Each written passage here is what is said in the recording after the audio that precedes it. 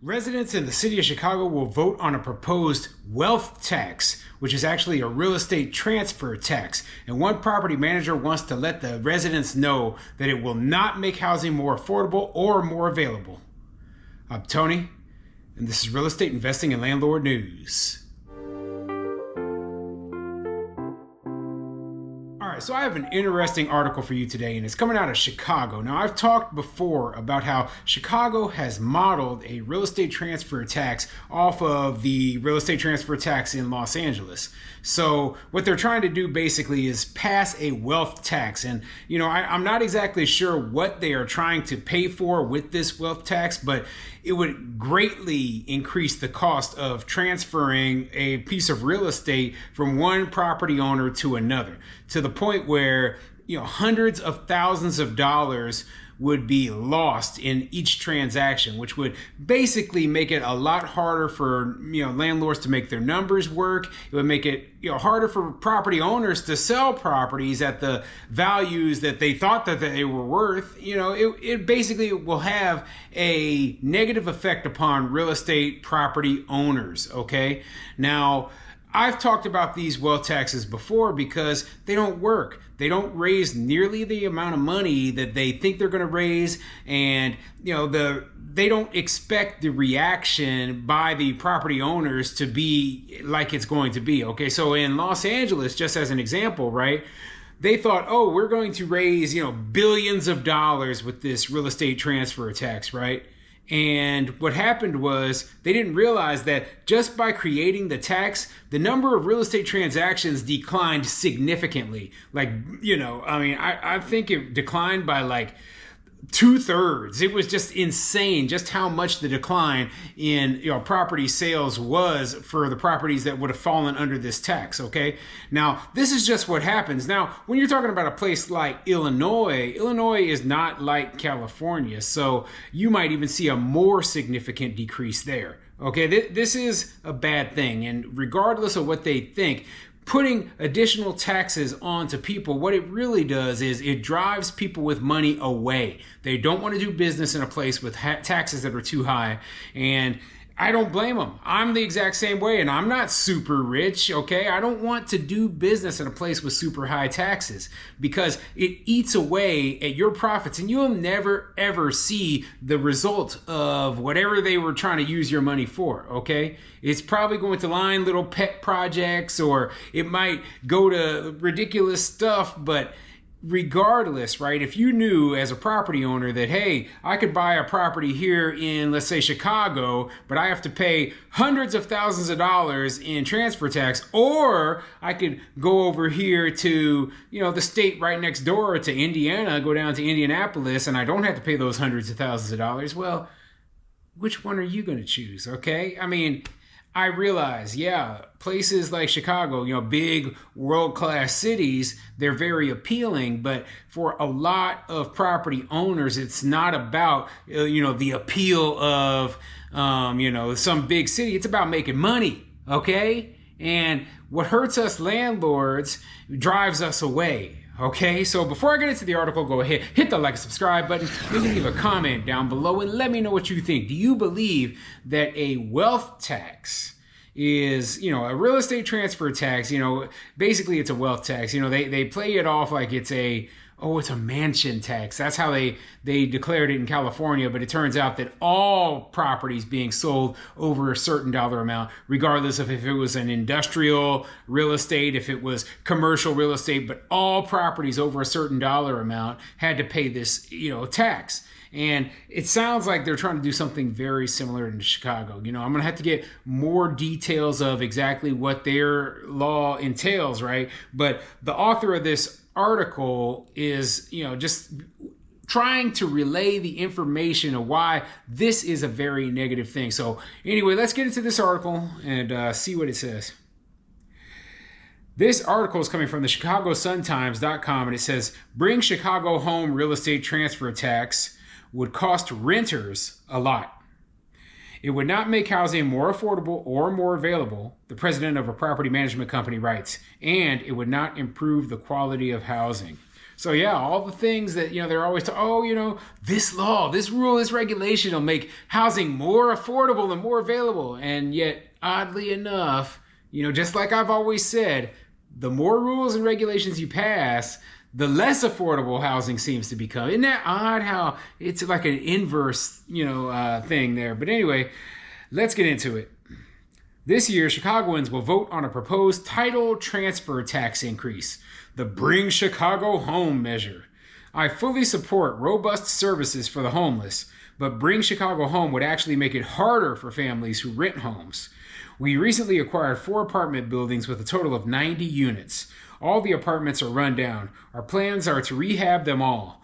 Painting and carpeting all hallways, adding locks and intercoms to all currently unsecured entrances, and cleaning the buildings from previous rodent and roach infestation. We will rehab all the kitchens and baths, paint and refinish the doors, and add new insulated, secured back doors at a cost of about $15,000 per unit.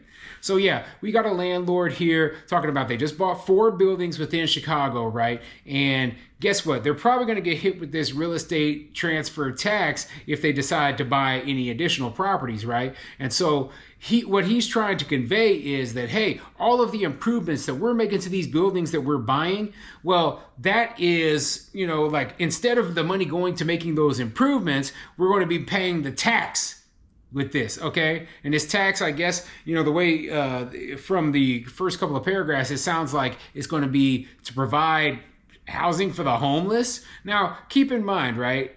I want you to think about what's been going through the news lately, okay? How Chicago has had to house all of these homeless migrants from Central and South America, okay?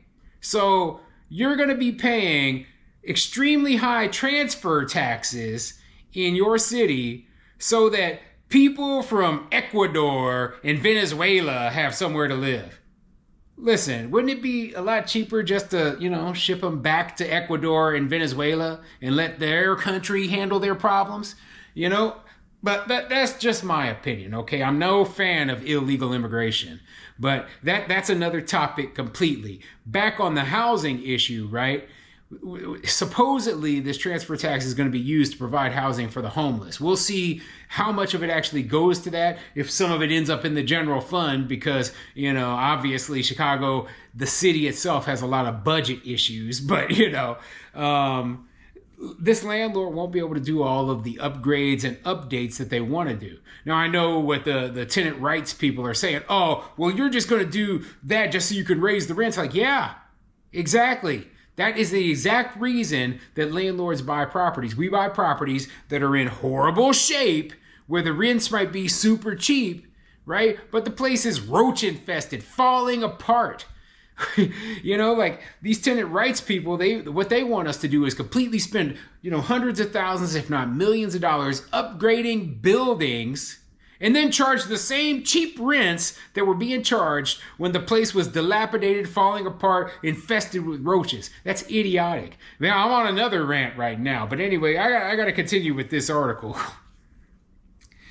We will bring professional property management services to these buildings, ensuring responsive service and repairs. We will do all this while maintaining affordable housing for the community we serve and providing respect and dignity to our residents. Under the current title transfer tax, we paid $74,137 to the city. If passed, the new title transfer tax would be $199,912, a whopping $125,775 of additional taxes. So there's some real numbers right there, okay? Real numbers. Something that a lot of politicians don't want to bring up is, well, how much of a difference is this versus the previous tax versus the new tax, okay? And we're talking about it is more than double what the previous transfer tax was, okay? That is ridiculous.